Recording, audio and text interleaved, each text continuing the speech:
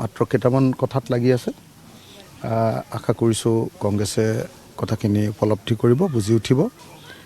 মাত্ৰ কেইটামান খুব ভাইটেল পইণ্ট আছে আমাৰ, যিকেইটা ভাইটেল পইণ্ট মীমাংসা নকৰাকৈ আমি একলগ হ'বলৈ গ'লে আমাৰ দলেই ভাগি যাব, আমাৰ দলেই নাথাকিব।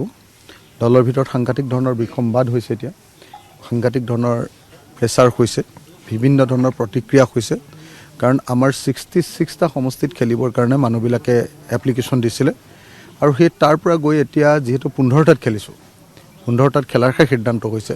গতিকে দলৰ মজিয়াটো সাংঘাতিক ধৰণৰ এটা প্ৰেছাৰৰ মাজত আমি আছোঁ।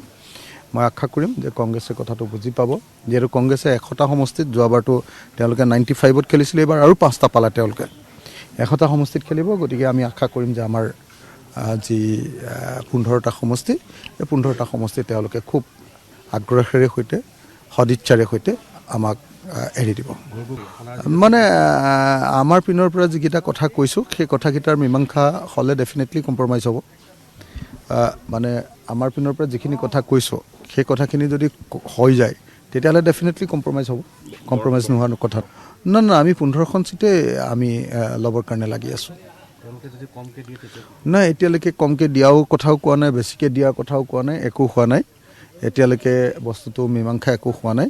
গতিকে আগতে মই কমেণ্ট কৰাটো সম্ভৱপৰ নহয়।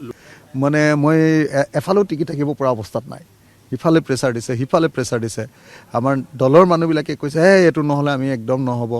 ইফালে কংগ্ৰেছে দৃঢ় হৈ আছে। পৰিস্থিতি অলপ জটিল আৰু এইটোৱে।